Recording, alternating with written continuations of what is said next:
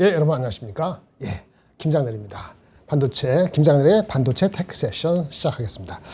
오늘 장이 좀 애매했죠. 예, 코스피는 그냥 버텼고, 코스닥은 슬금슬금 약해지더니 결국은 마이너스로 됐는데, 이젠 뭐 삼성하이닉스야 뭐 그렇다 치고, 코스피는 세는데, 코스닥은 많이 빠졌어요. 일단 반도체 소부장 하락은 일단 전체적으로 많이 올랐잖아요. 그건 상식적으로 볼 수 있고, 그거는 오늘 원래 많이 올랐다는 걸 가지고 오늘 준비했던 거예요. 근데 이런 것도 있어요. 저도 이제 받은 건데, 그 운용사들 중에서 연기금한테 아웃소싱 받는 자금 받아서 그 운영하는 데가 있는데, 보통 신규로 받은 사람들이 있을 거 아닙니까? 근데 설 연휴가 비었잖아요. 설 연휴가 비니까 설 연휴 이전에 기존에 갖고 있는 이 포트를 이제 벤치마크하고 좀 차이가 있을 수 있잖아요. 지금 시장이 이미 어떤 게 오르고 어떤 거 내리고 해서 이렇게 차이가 있단 말이에요. 근데 이제 구종 끝나고 나서 여기 땅 하고 새롭게 시작해야 되는데, 그러면 기존에 있는 벤치마크에 맞추려면은 자기가 갖고 있는 포트를 리밸런싱을 할 필요가 있는 시기가 오늘이었다라는 얘기가 있어요. 물론 내일 할 수도 있죠. 내일 하더라도 수요일이니까 금요일에 될 수도 있지만 뭐든지 다 선제적인 거니까. 그래서 결론은 연기금의 이게 전부는 아니에요. 오해하지 마시고, 연기금의 아웃소싱 받는 운용사들이 뭐 그저 크진 않은 선수지만 짧게 있으니까 그 사람들이 설 연휴 앞두고서 기존의 벤치마크에 붙이기 위해서 포트를 좀 이렇게 더는 거죠. 언더웨이팅 해놓고 다시 시작하는 거. 이런 개념에서의 포트 조정의 요인도 있지 않았나 싶습니다. 그것이 만약에 요인이 꽤 크다고 한다면은, 그거는 만약에 여기서 더 빠지면은 낙폭 과대한 것은 매수 세력이 또 다시 뭐 설 연휴가 직후가 됐던, 아니면 뭐 금요일 같은 게 오늘 화요일이니까 수목만 더 빠지면 살 수도 있겠죠. 어쨌든 간에 소부장을 같이 투매할 것이냐, 이미 고점에서 잡은 사람들은 또 마이너스 5%, 6%면 또 왔다 갔다 할 텐데, 그거 마이너스 5%못 건질 걸 알면서도 꼭지인지 모르지만은 목표 주가를 확 초과한 거를 들어갔으면은 그건 본인이 책임져야 돼. 본인이 스스로 본인의 역량이 그 정도니까 하는 거고. 근데 이게 오비 형식으로 이런 운영사에서 포트 조정을 하는 그 타이밍이 딱 걸리면은 2% 빠질 게 5% 빠질 수도 있고, 3% 빠질 게 6%, 5%, 6% 빠질 수도 있는 겁니다. 오른 만큼 그렇게 요인이 있지 않았을까라는 생각이 들고요. 또 한편으로는 이런 것도 있어요. 오늘 보면은 말씀했나? 유통주가 엄청 강했죠. 뭐 신세계 며칠 됐어요. 신세계도 그렇고, 뭐 그 새벽 배송하니까 CJ 이마트, 뭐 CJ 대한통운 올라가는 거 봤는데, 이게 극단적인 거죠. 하나 이렇게 확 올라가면 수급을 어디서 빼야 되잖아요. 근데 가장 만만하게 가장 많이 오른 것이 삼성전자, 하이닉스 빼긴 애매하고, 그럼 작은 종목에서 많이 올라가면 많잖아요. PE야 20배, 30배, 40배. 뭐 목표 주가 계속 올리는데 애널리스트 숨이 차갖고 따라가기 바쁘고, 그 타이밍이 아까 그 연기금의 아웃소싱, 리밸런싱, 우리 운영사 입장에서의 그 타이밍하고도 맞춰서서 일어났을 수도 있다는 생각이 듭니다. 이거는 제가 뭐 혼자 생각한 거 아니고, 제가 어떻게 갑자기 생각해서 저도 얘기 듣고 하는 거죠. 다시 한번 정리해요. 소부장 하락은 일정 부분 또는 어느 부분이 연기금 아웃소싱 물량에서의 설 연휴 앞두고서 설 때 운영하기 전에 미리 벤치마크하고 맞추는 과정에서의 포트 리밸런싱에서 언더웨이팅한 거다. 이런 개념이 하나 있고, 그리고 이제 상대적으로 유통주, 소비재주 이렇게 날아가니까 그 강세 현상을 또 따라잡기 위한 그런 수요도 있었을 거고, 이런 것이 있다라고 보여집니다. 되셨나요? 이거 다 듣고 나가시면 안 되는데. 네, 그렇게 됐고요. 삼성하고 하이닉스는 오늘 뭐 특별히 얘기 안 드려도 되겠죠. 뭐 그거는 이제 많이 얘기했고, 삼성전자 보합으로 끝났네. 하이닉스 마이너스 0.9. 굳이 얘기하면 마이크론이 좀 빠졌죠. 어저께 손에 손잡고 할 때 제가 4가지 종목 말씀드렸어요. 테크 종목에서는 미국의 엔비디아하고 브로드컴, 이게 GPU 에이직의 핵심이죠. 그게 이제 이틀 연속 올랐습니다. 의미 있게. 반면에 이제 마이크론하고 샌디스가 빠졌죠. 샌디스가 조금 빠졌습니다만 그래도 고점에 잡으신 분들은 짜증 날 수 있는 거고, 마이크론은 이유가 있었죠. 이 마이크론이 있었는데 골드만삭스에서 아마 그 투자 의견을 낮춘 걸로 제가 들었어요. 목표 주가가 200 몇십 불? 지금 주가보다 훨씬 낮은 거죠. 근데 이유를 뭐 삼성전자, 하이닉스 대비했을 때 뭐 HBM이 뭐 어쩌저쩌 이 구체적인 얘기를 한 것 같지는 않고, 많이 올랐다. 그러니까 펀더멘털이 주가에 많이 녹아있다, 이렇게 얘기를 했다고 전해 들었습니다. 어쨌든 간에 오늘 마이크론이 빠졌다는 건 사실 삼성전자, 하이닉스한테는 굳이 특별히 뭐 의미를 부여할 건 없습니다. 예. 그리고 거기 마이크론이 어저께 얘기했지만 그게 이제 HBM에서 탈락해서 제로다. 제로가 계속 제로냐? 아니면 다음에 보완하면은 물량은 되느냐? 그건 지켜봐야 되는 거니까. 그것 때문만에 삼성전자 하이닉스가 혼자서 간다? 이것도 이슈긴 하지만은 어차피 많이 올랐으니까 삼성전자 하이닉스 쉬어갈 수 있다. 이 정도로 얘기하는 정도로 끝나는 게 맞을 것 같아요. 시간이 아까우니까 이 정도로 하고요. 두산 테스나. 오늘 좀 빠졌네요. 뭐 그렇게 많이 빠지진 않았네. 이게 리포트가 나온 게 제가 교보증권 리포트를 봤거든요. 여기 나왔네. 교보증권이 1월 22일 날, 1월 22일 좀 됐네. 69,000원 나왔어요. 최근 나온 목표 주가가 69,000원. 그 전부터도 가끔 여쭤보시는 분이, 물어보시는 분이 있어서 제가 이제 얘기를 했는데, DB나 메리츠는 58,000원인데, 한 며칠 차에 69,000원의 리포트를 썼어요. 근데 보니까 이분이 처음 쓰신 거야. 네, 처음 썼다는 것 자체의 의미를 깎아내리는 건 아니고 처음 쓸수록 오히려 정성을 들여서 시스토리를 하고 쓴 겁니다. 그러니까 만약에 두산 테스나를 전반적으로 그다 알지만 한번 보고 싶으면 교보증권 리포트 보시는 건 나쁘지 않아요. 근데 오늘은 그 얘기가 아니고 목표 주가가 69,000원 1월 22일 날 썼어요. 그 장의 분위기가 좋을 때니까 타이밍이 나쁘지 않게 쓴 것 같아요. 1월 22일 날 쓴 것이 53,000원을 떴네. 그리고 주가가 이분이 69,000원 벌었는데 어저께 64,400원. 오늘 처음에 시작할 때 65,000원 갔죠. 이렇게 말씀드릴게요. 요거 봐. 목표 주가 얼마까지 갔어요? 69,000원인데 65,000원까지 갔죠. 또 쫓아가야 돼 말아야 돼. 맨날 하는 얘기인데 알아서 하세요. 쫓아가려면. 나중에 막 딴소리 하지 말고. 저는 안 쫓아가죠. 오늘 그 조정이 있을 거라 쫓아가는 게 아니에요. 이 69,000원하고 58,000원 목표 주가하고 괴리가 어떻게 되는가. 저도 이 주식을 삼성하이닉스도 매일 보는 게 아니니까 나중에 보고 나서 보는 거죠. 제가 만약에 주식을 진짜 운영해서 이거 샀다 그러면, 아니 우리가 회사가 갖고 있다면 들여다봤겠지, 디테일하게. 그러니까 만약에 산다면은 그 리포트, 교보증권이 나오기 이전의 리포트하고 이거하고 차이가 뭐가 있는 거를 알아야지 이게 69,000원 근처 가기 전에 한번 쉬어갈지, 아니면 69,000원 이 친구가 처음이라서 잘 못 쓴 거야. 나랑 봤을 때 한 8만 원까지 불러도 상관없어. 이렇게 겐또를 할 것인지 그거를 생각하는 사람들이 있다고요. 안 하는 사람이 거의 대부분이야. 주시장에 올라갈 때 안 와도 돼요. 그냥 겐토를 해서 그냥 부르면 돼. 근데 그러다가 내려갈 때는 또 어떻게 내려가는지 모르는 거잖아요. 예, 그리고 겐토해서 그렇게 해갖고 또 하는 사람이 있다. 겐토. 일본말 쓰면 안 되는데 대충 이렇게 추론하고 이렇게 생각해서 하는 것이 있다 이거예요. 그럼 말씀드리는데, 이걸 보면서 말씀드리는데, 두산 테스나는 뭐 하는 회사죠? CMOS 이미 센서. 그러니까 우리 휴대폰에 이미 센서 칩이 있거든. 그거를 설계하는 게 아니고 그거는 삼성전자하고 소니가 하는데, 그렇죠? 그거를 테스트하는 회사. 아웃소싱에 테스트하는 회사가 대표적인 게 두산 테스나가 있는 거예요. 역사는 뭐 얘기할 필요 없고 이렇게 됐어요. 이게 제가 산 지가 얼마 안 돼가지고 지난달에. 근데 두산 테스나 이렇게 됐는데 목표 주가만 얘기할게요. 목표 주가만. 예. 이분이 갖고 있는 목표 주가는 이게 69,000원이라는 숫자가 2309 계산할게. 이게 30배 정도가 넘어요. 내년 기준으로 2309 69,000원 69,000원 2309 하면은 거의 맞네. 27년 기준으로 30배. 27년 기준 30배. 왜 27년을 했을까라고 봤을 때는 26년도도 실적이 꽤 좋거든요. 근데 26년 갖고는 밸류에이션이 아주 편안하지 않아요. 이분이 썼을 때 자체 1월 22일에 썼을 때 그때가 54,000원일 때, 54,000원일 때 이분이 예측한 거 밸류에이션을 가지고 했을 때 이미 29배였어요. 그러니까 지금 올해 기준으로는 이게 지금 30배, 그치, 30배가 훨씬 넘는 거죠. 40배 아니고 30배 중반 정도가 주가가 올라온 거고, 이분은 26년 기준으로 30배 중반을 얘기한 거고, 27년 기준으로 했을 때 한 30배 쳐줘야지 69,000원이에요. 그러니까 26년 기준으로는 30배가 훨씬 넘는 거고, 27년 됐을 때 30배니까 많이 쳐준 거예요. 많이 쳐줬는데 주가가 53,000원에서 65,000원까지 오늘 갔다가 지금 마침 내려간 거잖아요. 그러면 53,000원일 때하고 이거 하는데 30배, 35배를 이분이 쳤을 때 그걸 어떻게 했냐면은 주가가 막 뚫어가니까 쫓아가기가 어려운 거야. 그래서 이게 대만 회사인가 무슨 회사인가 킹 유안이라는 회사가 있어요. 대만 회사인 것보다 TPE244인데 이 회사가 더 큰 회사거든요. 이 회사가 밸류가 이 당시에 한 보름 전에 밸류가 33배였어요. 33배. 예.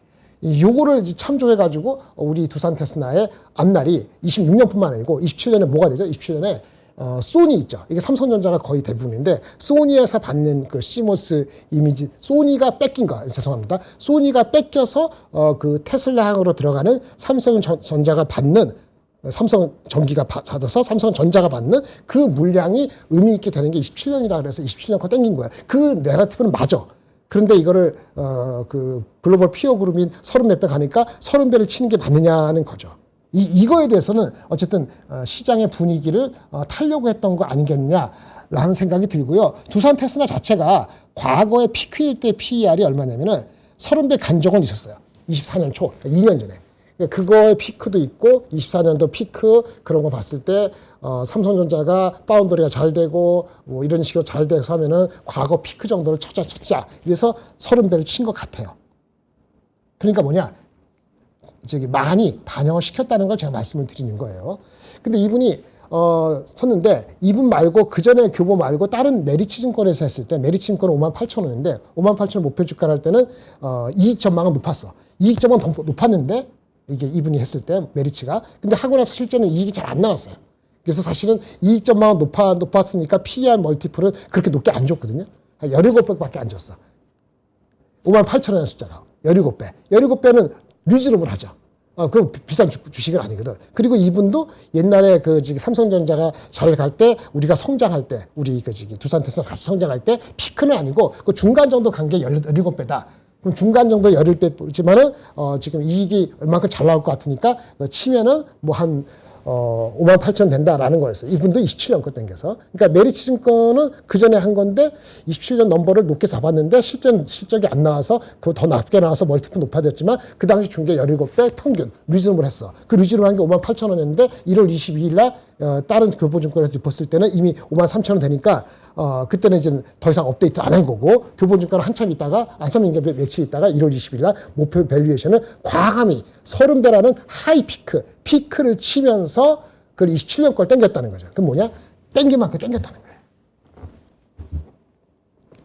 그러니까 이거를 후행적으로 하느냐 미리 알려줄 수 없느냐 제가 뭐 이런 정보를 다 할 수 없으니까 다만 관심이 있으면 이런 식으로 접근을 해야 되는 거예요. 그리고 제가 다 못 보니까 이런 거 이렇게 해서 목표 주가 갖고 했는데 김장현 씨 보셨나요? 김장현 동미아 씨 봤나요? 그걸 물어보시면 저도 리마인드 그런가? 한번 보면은 말씀을 드릴 수 있죠. 네. 근데 일단은 그런 식으로 돼서 됐고 그게 아니더라도 감각적으로 아까 그 목표 주가가 69,000원인데 오늘 65,000원 갔잖아요. 어저께도 많이 어저께도 올라오지 않았나? 왜 어저께 5.9% 올라갔고 흥분해서 올랐잖아. 그쵸? 예. 네. 그때는 조심해야지. 예. 네. 최소한. 네. 이렇게 얘기를 하는 겁니다. 근데 이게 펀더멘털 이슈는 아니니까 다만 이제 밸류를 많이 쳐줬다. 이렇게 생각이 드는 겁니다. 이런 패턴을 읽으셔야 되고요. 그러면 뭐 두산 테스나 같은 거 미리 얘기 안 해주냐? 혼자 알고 있냐? 혼자 알긴 뭐 개뿔 내가 혼자 알아요. 잘 모르지. 그래서 저는 뭘 얘기했어요, 대신에. 두산 테스나는 제가 포캐스트가 잘 안 되고, 아까 그런 게 있어서 하나마이크론에 대해서 말씀드렸잖아요, 하나마이크론. 예? 예. 말씀을 드렸지? 말씀드렸죠? 이것도 말씀드릴까? 아마 2만원, 요때 아마 말씀드렸던 것 같은데? 이때 말씀드렸나? 하여튼 많이 올라갔잖아요. 근데 제가 항상 말하죠. 목표 주가가 다 근처 가면은 새로운 게 있어야 된다. 그 제가 2월 달쯤에 업데이트를 할 기회가 있다라고 말씀드렸는데, 말씀을 어제 드렸으면 좋겠는데, 어저께는 제가 이거 안 했잖아요. 예. 그러니까 여러분들이 스스로 해야지. 매일매일 보는 것도 아니고. 그렇죠? 근데 목표 주가 얼마였어요? 35,000원, 3만원. 이거는 거리가 별로 없네. 11월, 이거 좀 지났네. 그러니까 11월 달에 두 군데 나왔는데 상상이라고 메리츠가 3만원, 3만 5천원. 중간가 3만 2천원. 근데 오늘 장 시작할 때 3만 5천원. 어저께 5.8% 올라가서 3만 5천원. 뭐 어떡하라고? 그럼 그걸 얘기해 줘야 돼요? 파는 게 맞죠. 이 실현 하는 게 맞죠. 새로운 게 없으면. 팔았다가, 높은 가격에 살 수 있다 그랬잖아요. 펀더멘트 더 좋아. 그 37,000원에서 할 수도 있지. 예. 그렇죠? 예. 24,000원, 35,000원 갔으면 팔을 수도 있는 거 아니에요? 근데 요즘에 선행매매 어쩌고 그러는데 이거를 제가 미리 팔라 마라 그런 얘기를 할 수 없어요. 잡혀 들어가. 그런 걸 요구하지 마세요. 그나마 얼굴 보는 거 못 본다고. 근데 지금 이 말씀드리잖아요. 목표 주가하고 괴리가 확 붙으면은 새로운 펀더멘털 뉴스를 여러분이 찌라시를 알든 아니면 자기 정보들을 타든 아니면 어디서 누군가 들었다건 아니면 리포트가 제가 못 보는데 봤다 그러면은 그런데 34,000원 오래 갔는데 갑자기 11월 달에 하니까 2개월 지났는데 3개월 지났는데 어느 리포트가 갑자기 45,000원 나왔어. 그러면 봐야지. 그날은 판단을 하지 말고 분석을 해야죠. 근데 지금 2개월 동안 업데이트가 안 되고 35,000원 한 상태에서 평균 32,000원, 어저께 5% 올라서 35,000원 됐어. 어저께 오른 이유가 특별히 있었나요? 없었죠. 장외 분위기가 코스닥 활성화한다. 그래서 국민연금, 연금 돈 동원해가지고 연금을 평가한다. 저기 콜런스가 얘기했잖아요. 그런 것 때문에 올라간 게 더 오른 거잖아요. 그러니까 더 오르니까, 근데 펀더멘털이 있으니까 더 오른 거 다 토해낼 필요는 없죠. 하지만, 아이씨, 많이 올라갔네? 이렇게 생각하면 프로핏 테이킹 하는 거죠. 기관들은 딱 그런 거 다 보고 있다고. 예. 그런 거예요. 그러면 제가 업데이트가 뭐냐? 애널리스트가 쓴 11월 달 이후에 그 리포트 쓴 거 있잖아요. 업데이트 된 거, 11월 달 이후에 리포트 된 거. 제가 봤을 땐 단기적으로 이게 업사이드가 확 올라갈 것 같지는 않습니다. 어닝이 업사이드는 아닐 것 같아요. 그러니까 유동성으로 더 가는 건 뭐 저 할 말 없어요. 그래서 목표 주가를 또 4만 원 부를지도 몰라요. 하지만 지금 오늘 빠졌었는데 어저께 25배니까 PE가 25배. 28년 거 땡기는 거 반도체 자꾸 얘기하는데 그 조선하고 변압기하고 그런 건 뭐 사놓고 3개월 기다리고 3년치 땡긴다 이런 말 하면은 3년치 땡기는 게 갑자기 무너지지 않으면 할 말도 없어요. 네, 그렇죠? 수급이 글로 가면. 근데 반도체는 3년치 못 땡긴다니까. 삼성전자 2년치도 안 땡겨주는데 무슨 소부장을 3년치 땡기고 난리야. 1년치만 땡겨줘도 좋은 거지. 사실 올해 거만 땡기기 좋은데 내년까지 땡길 만한 이유가 있다고 하면 그렇게 땡기는 거잖아요. 그러니까 25배 정도면 비싸다고 얘기할 수 없지만 새롭게 들어가서 살 것이냐는 것은 더 정밀할 필요가 있다. 그런 말씀을 드리는 거예요. 그 투산 테스나는 그랬고 같은 부류로서 하나마이크론 다 펀더멘털과 관계 없다고 하는 건데 펀더멘털이 관계 없다는 게 아니고 반영이 됐다. 그 얘기를 하는 겁니다. 그다음 ISC. 이거는 첫 번째 제가 한번 틀었다는 걸 말씀을 드릴게요. 저는 사실은 요만테 10만 원 초반? 요때 안 떠 12만 원? 요 될 때 제가 안 떨어간다고 했어요. 근데 생각보다 그 내러티브도 좋고 실적도 내용적으로는 괜찮았어요. 내용적으로. 그래서 이게 제가 틀렸네라고 생각이 들었어요. 그리고 왜 그 생각이 들었냐면은 그때 요만때 제가 안 따라간다 했을 때 리노공업의 리포트가 먼저 나왔어요. 리노공업. 근데 리노공업이 아까 말씀드렸지만 더 이익률도 높고 한 50%고 IS도 높아졌어요. 20% 초중반 하다가 30% 됐지만 리노공업이 원래 대장주죠. 이 리포트가 얘가 나오면서 얘가 한번 튀었을 겁니다. 이 리포트가 언제야? 맞아요. 2월 달 초반에 나왔네. 13만 원. 네. 그 직전에 11만 원, 13만 원 이렇게 나왔어요. 이게 1월 말 2월 달에. 그 전에 목표 주가가 7, 8만 원이었는데 확 뛴 거지. 목표 주가가 확 이게 몇 군데야? 세 군데가 동시에 50% 이렇게 그전 목표 주가 틀렸어요. 이익이 좋더니 뭘 하면서 13만 원, 12만 원 온 게 1월 말, 2월 달에 올라갔다 이거예요. 그래서 당연히 이거 주가는 이게 뛰었겠죠? 예. 1월 말 이때 이렇게 1월 말 이때 확 뛴 거지. 예. 근데 그걸 봤으면 사실은 그래서 부른 게 애널리스트인데 아마 PER이 40배인가? 뭐 이렇게 준다고 했을 겁니다. 그래서 리노공업은 성장률이 그 정도까지는 아니더라도 마진도 하니까 장 좋으면 40배 칠 수도 있지. 그 생각이 들었어요. 그래서 근데 10만 원까지 갈까? 그 7, 8만 원 그전 목표 주가면 된 거 아니야? 라는 생각이 들었는데 어쨌든 가서 그렇다. 근데 바로 저도 그 생각을 했죠. 그러면 ISC가 쫓아가겠네. ISC 쫓아가겠네. 밸류에이션 갭을 외치기 위해서. 그 1월 20일 날 얘네 리포트는 바로 안 나왔습니다만 그래서 요게 2월 달 이때 쫓아가더라고. 한 단계 높아진 거예요. 제가 틀린 거지.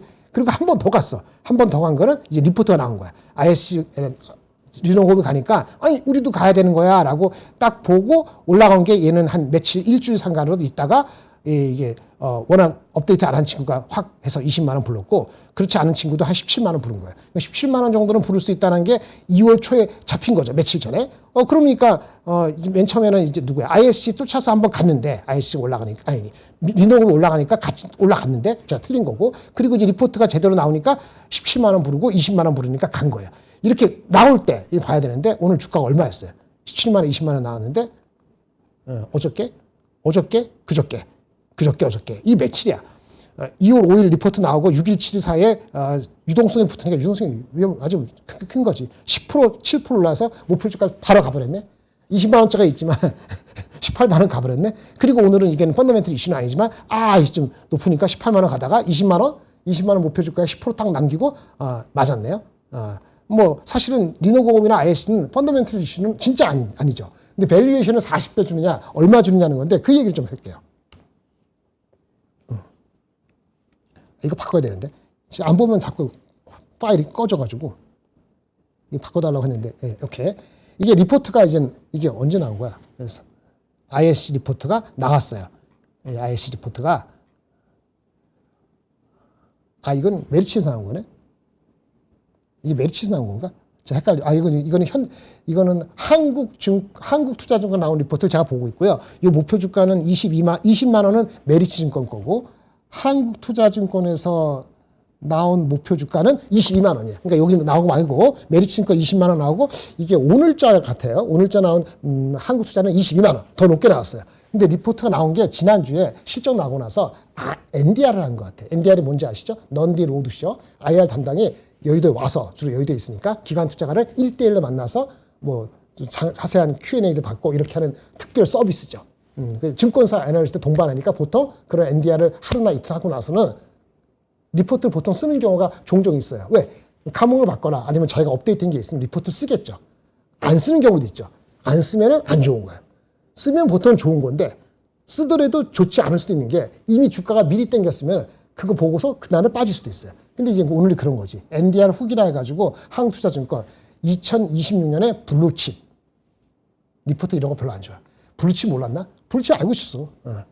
근데 이분은 이제 불만이 있었나 봐. IR 하면서 NDR 하면서 회사가 올해 가이던스를 매출 가이던스를 고작 20% 성장으로 봤어요. 근데 20% 성장인데 봐요. 이미 성장이 얼마나 봤죠? 이게 지난주에 리포트 나오기 전에 그러니까 저기 NDR 하기 전에 35% 정도는 봤어요. 2,916억. 근데 이분은 이거 너무 낮다. 이분은 얼마냐? 2,900억이 아니고 이분 리포트 쓴 거 보면은 3,170억이야.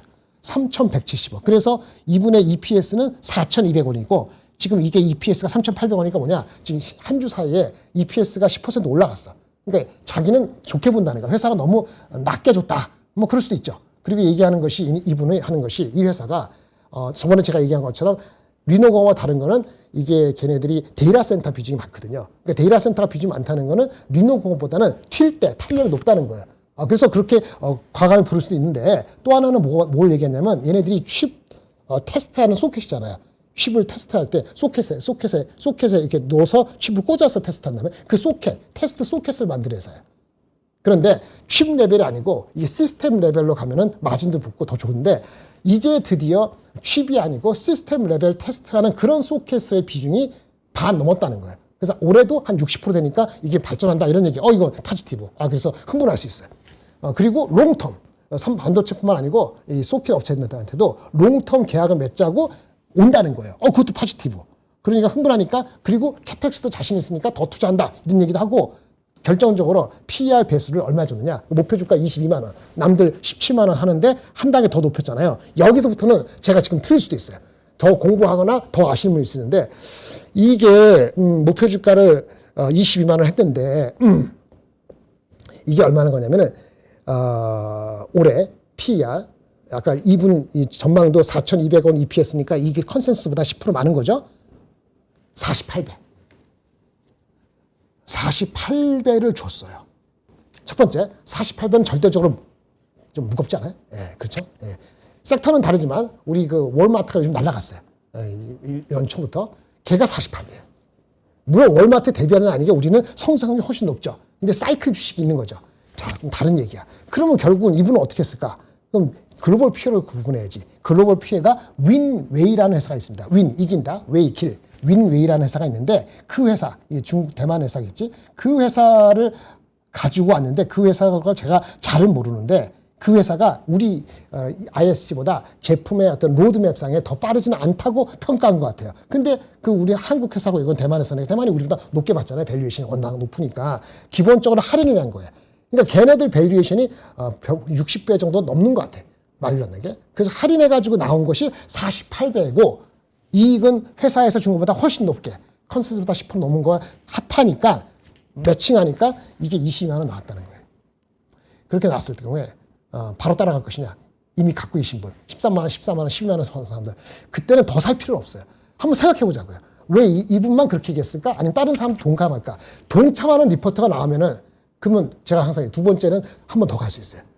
그걸 한 번 더 도약을 위한 잠깐 수그림인지. 근데 그러기 전에 48배라는 숫자는 감흥적으로 좀 많이 좀 힘들다는 생각이 들어요. 그런데 내용적으로 보면 어떤 내용적으로는 상당히 좋거든요. 근데 한국 회사고 그리고 윈웨이가 60몇 배 간 거하고 48배를 해야 되는가, 이게 좀 고민이 되는 거죠. 그 내용은 읽어봐야 되고요. 그래서 전반적으로 봤을 때 우리 회사 자체가 리레이팅가 보자. 우리 회사 자체가 과거에 48배, 거의 50배가 간 적이 있긴 있었어요. 2023년도에. 그러니까 피크. 그때 제가 기억 못하죠. 하여튼 뭐 엄청 좋았겠지. 갔다가 48배, 50배 갔다가 이렇게 폭락은 아니고 옆으로 기다가 슬슬 내려왔죠. 그럼 이번에 48배. 어떻게 보세요?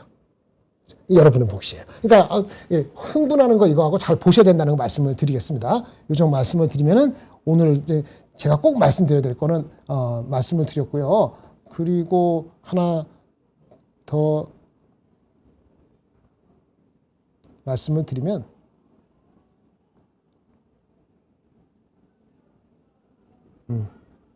요거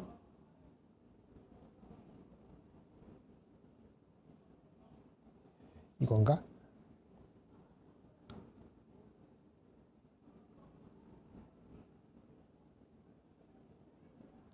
이게 아니네. 제가 준비한 게 IS가 있었는데 IS 말고 다른 게 있었는데 그게 잘 안 보여서 두산 테스나 말고 원칙소 보자. 이 K 두산 테스나 말고 KB 이것도 아니네. 모르겠다. 일단 그 정도로 하고 제가 준비한 건 다른 것도 할게요. 일단은 반도체 테크 이거 네 요거 네 오늘 다른 섹터 좀 말씀을 드릴게요. 다른 섹터. 오케이.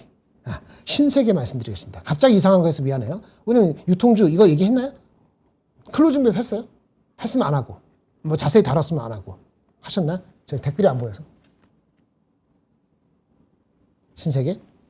관심 없어 안 하고. 신세계 보면은 리포트가 나왔길래 본 거예요. 신세계도 많이 갔죠. 오늘 신세계 말고 뭐 저거 뭐야. CJ 대한통운도 날아가고 난리 쳤는데 신세계 리포트도 나온 게 있었어요. 신세계 리포트는 많이 나왔어요. 리포트가 많이 나왔어요. 그 대부분 다 40만 원 이상 불렀어요. 40만 원 이상. 그리고 이유는 기본적인 거는 부의 효과예요. 사람들이 돈을 많이 벌었어. 주식 가지고. 돈을 쓴다는 거죠. 백화점을 쓰죠. 그 다음에 얘네는 백화점의 휴세예요. 신세계는 백화점입니다. 물론 그 면세점 이슈 때문에 면세점 구조 조정해갖고 비용이 준 것도 있어요. 그래서 이익도 좀 늘어났고 부의 효과도 분명히 수혜 있고 그거 다 맞아요. 그런데 현재 주가 어제 기준으로 그 미래에서 나온 거는 PR이 11배라 그러는데 11배인데 이분이 얘기한 게 유통업계 평균보다 할증을 주자. 아까 아직 백화점 이슈도 있고 구조조정 효과도 있으니까 13배를 줘가지고 43만 원을 불렀어요. 43만 원. 그리고 추가 동력, 더 올라가는데 동력이 뭐냐면은 인바운드. 외국인이 들어와서 한국의 백화점을 쌓아내는. 이게 웃긴 게 뭐 한국 사람 와서 돈 쓰는 게 핵심인데 뭐냐. 그건 다 안다는 거지. 신세계라는 회사의 어닝을 얘기할 때 어닝의 차이가 애널리스트가 엄청 차가 없어요. 반도체는 그렇게 크게 있을 수가 없어. 매달 나오는 것 있고 회사하고 소통하는 사 뻔하고 거기다 자기가 어떻게 뭘 보느냐에 따라 다르거든요. 근데 이게 이렇게 주가가 이렇게 올라가기 처음에 시작할 때는 뭔가 다른 게 있었던 거야. 요때. 그때 리포터 나왔나? 이거 다 1월 말 1월에. 그때 리포터 나온 거 봅시다. 오늘 나온 거 말고. 오늘 많이 나왔어요. 오늘 많이 나와서 40만 원 한 건데 40만 원 오늘 다 나왔다니까. 이건 업데이트가 안 돼서 오늘 업데이트가 안 된 거잖아요. 그 전에 36만 원. 그 전에 목표 주가가 대충 다 30 몇만 원짜리도 1월 중순에 한번 올린 건데 오늘 다 40 몇만 원 올렸다는 거죠.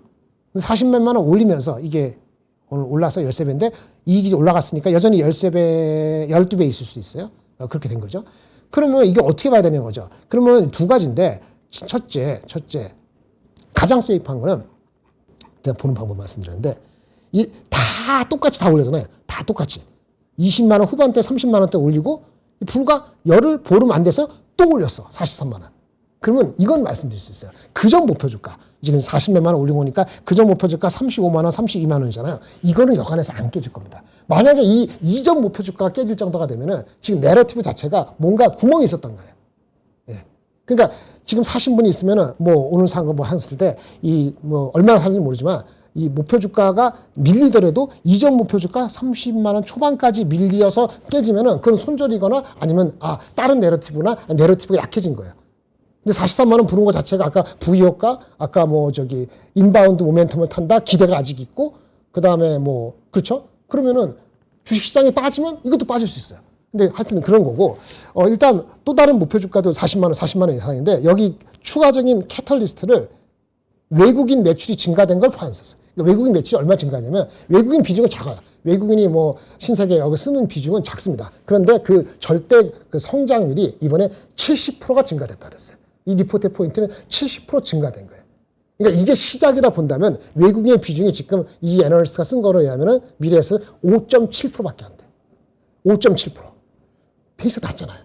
그러니까 뭐 성장률이 이번에 많았었지만은 이게 이번이라는 게 지난 4, 4분기였던 것 같은데 1분기, 2분기 갈 때 외국인이 더 들어온다면 비중의 5.7%가 좀 더 올라가서 성장률이 작년 동기보다 높을 확률이 있죠. 그러니까 그게 인바운드 모멘텀을 기대를 갖는 거고 그거를 애널리스트는 스텝 바이 스텝 올리니까 과거에 10배, 11배에서 13배 정도 줘가지고 기존에 33만 원, 5만 원, 6만 원 하는 것이 이제 40만 원, 43만 원 이렇게 부른 거예요.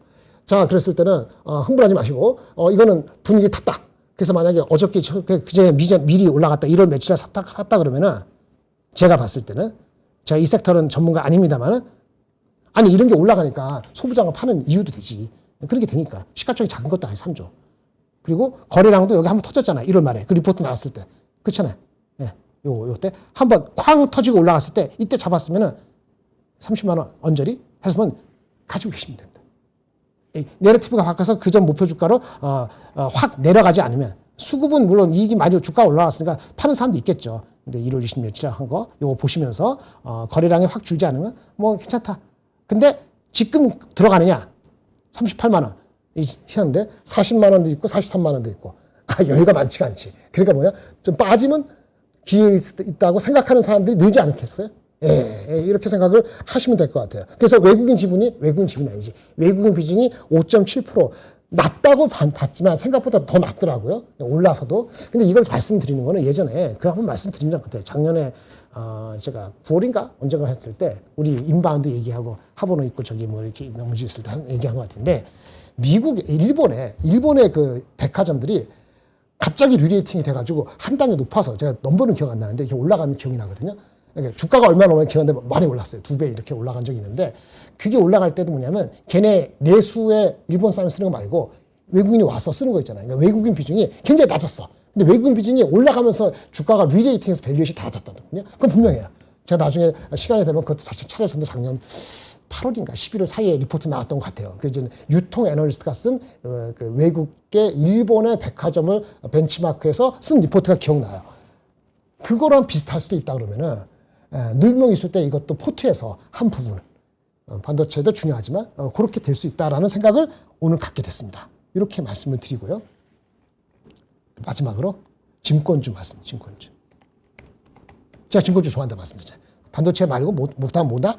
증권주. 거래량이 많이 터지면 증권주. 예. 근데 증권주가 똑같이 안 갔죠. 그거 좀 말씀드리려고 합니다. 네. 이렇게만 할까요? 키움 증권까지. 같이 띄워놓고 합시다. 네. 봐요.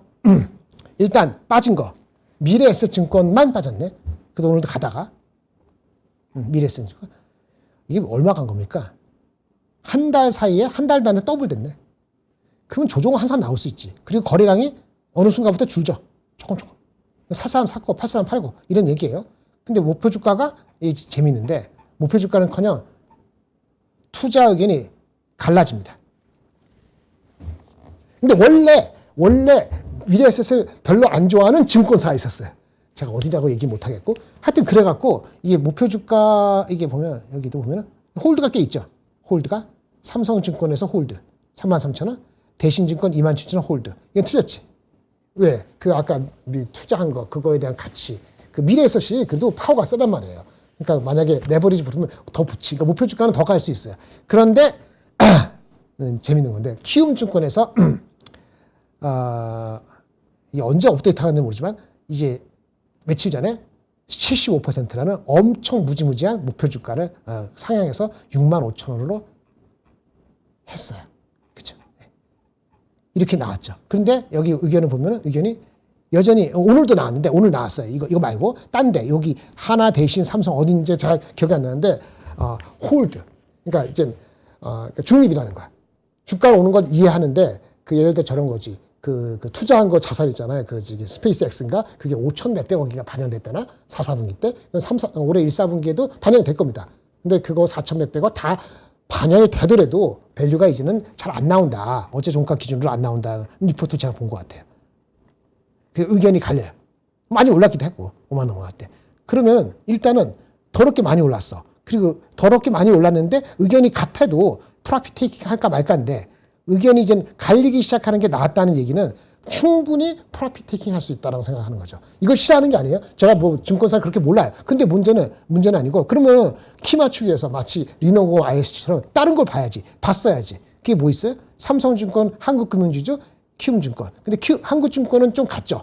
한국금융증권은 실적이 좀 애매하다고 싶어갖고 약간 내려갔었는데 그걸 딛고 얘네들이 그 새로운 그 사업 모델 하는 거 있잖아요. 미래에셋하고 키움하고 미래에셋하고 한국금융지주가 IMA 종합투자계좌 받아갖고 돈 펀딩 많이 받고 사람들 많이 하고 있잖아요. 세컨, 서드 라운드 가는데 그거 힘을 받은 것 같아요. 그러니까 이제 이거는 미래에셋 증권 따라가는 거 펀더멘털도 있지만 그렇게 온 거라고 그렇게 바로 미래에셋 다음에 주자가 한국금융주주하는 바로 은치를 탭자면은 주가를 올라탈 수 있었다. 목표 주가는 한 26만 원까지 나온 게 있네요. 22만 원.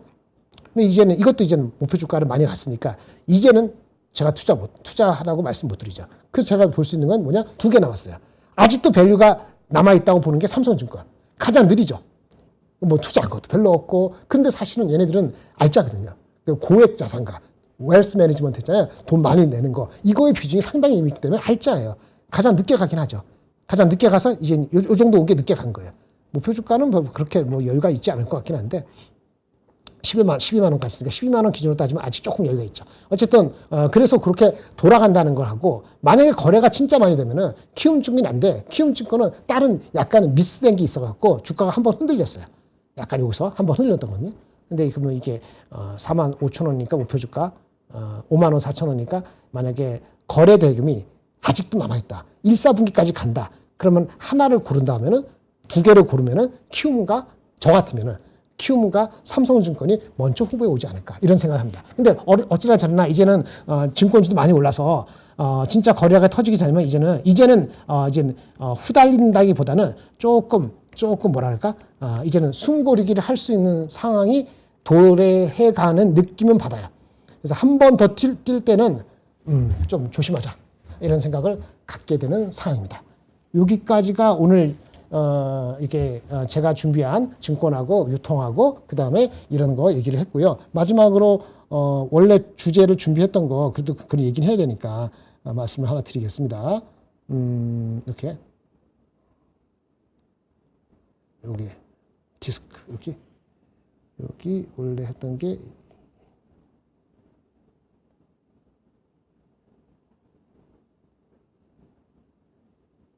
뭐 딴 데서 한 것도 마찬가지니까 그냥 같이 합시다. 네.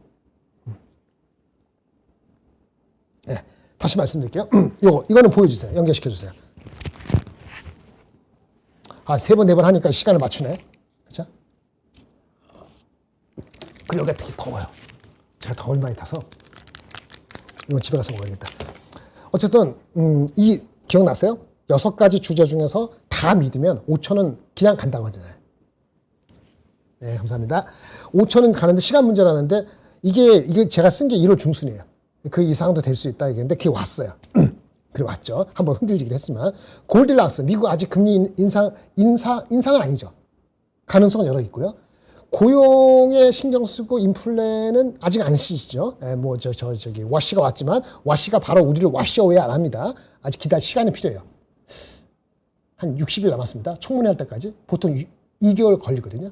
좀 더 걸릴 수도 있어요. 그러니까 3월 달까지 못 들을 수 있어요. 그게 불확실하지만 인플레 우려는 정점으로 둔화되는지 그건 잘 모르겠어요.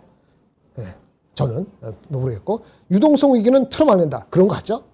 AI 투자 과열 계속 나온다 그랬잖아요. 계속 나온다. 근데 이번에 소프트웨어 때문에 소프트웨어는 관계가 없다. 그리고 제가 아마도 뭐 저기 약간 미리 얘기하면 설에 방영될 걸 제가 따로 이렇게 한 개 영상에 올라갈 것 같은데 거기서 이게 소프트웨어적인 거나 이런 거 조금 더 얘기를 할게요. 그때.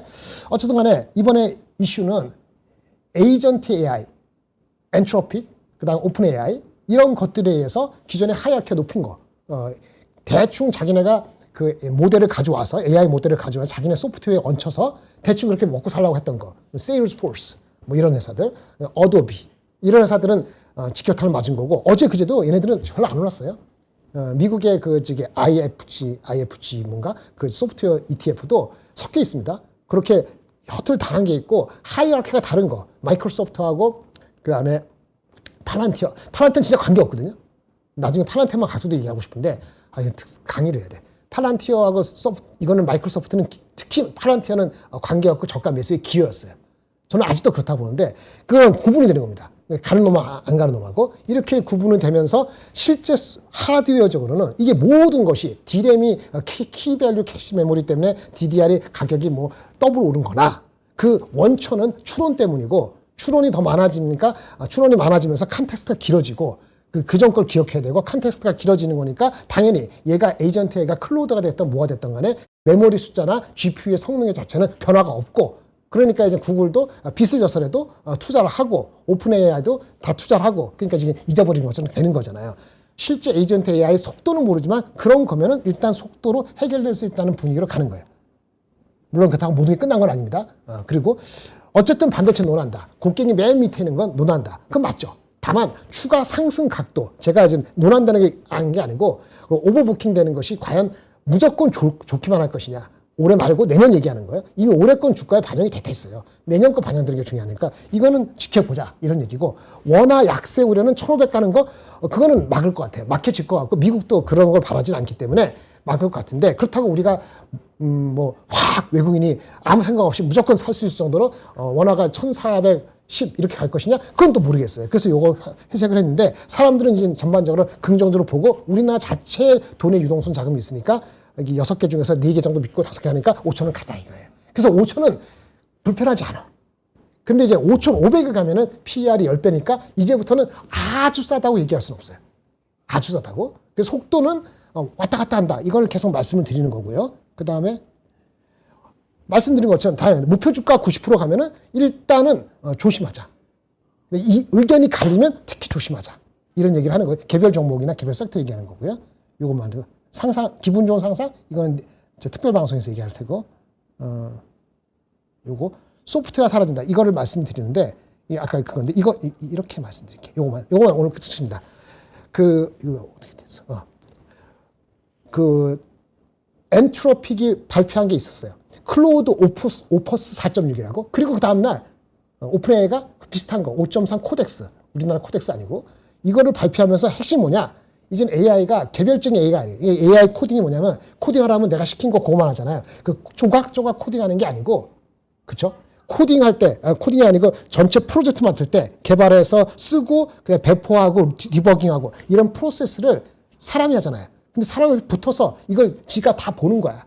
에이전트 AI가. 그걸 보면서 적극적으로 개입해가지고 에이전트 코딩 전체 시스템을 자기네가 하겠다. 이게 이번에 나온 여러 가지 그 모델의 핵심이거든요. 그리고 클로우도 마찬가지인데 워크플로우 사람들이 하고 있는 워크플로우를 다 보면서 깊게 들어가서 에이전트 AI가 한 명이 아니고 한 10명한테 10명이래. 10개의 에이전트 AI가 하나의 팀을 이루어가지고 그 성능을 발휘한다. 이렇게 되기 때문에 진짜 하이라키가 높은 마이크로소프트나 완전히 다른 거죠. 온톨로지 하는 그 팔란티어는 다른 영역이지만 그 애매한 영역들은 전부 바뀌는 건 아니지만 속도, 시간의 문제지 계속 챌린징한다. 그럼 나중에 어떻게 돼야 되느냐? 이거 말씀드릴게요. 나중에는 시나리오가 이거죠. 이거예요. 결국은 처음에는 이제 도전을 했는데 오픈AI하고 클로우드만 완전 통합해하고 시장을 바꿀 것이냐. 두 번째 시나리오. 그렇게 되는 것처럼 봤는데 그건 지켜봐야 되는 거고 반발이 있겠지. 기존 업체들이. 그리고 얘네들이 하는 거는 우리한테 다가와서 깊숙이 들어온다 그랬잖아요. 우리가 하는 그 프로세스를 다 본다는 건 우리가 프라이빗한 걸 내줘야 되거든요. 그 문제에 보안 문제가 걸리기 때문에 다른 쪽에서 기업 내 프라이빗 이슈 가지고 다시 충돌할 수 있어요. 그걸 지켜봐야 돼요. 예, 지켜봐야 되기 때문에 그래서 미국의 소프트웨어 주식은 조심 내지는 가려야 된다는 거고, 하드웨어는 이런 과정에서 아직 큰 이슈가 없기 때문에 요거는 이렇게 일자가 됐다. 이렇게 말씀드리겠습니다. 끝! 또 3분 늦었네. 죄송합니다. 다음에 차영주 소장님. 그러면 이제 내일 모레 다시 또 뵙겠습니다. 감사합니다.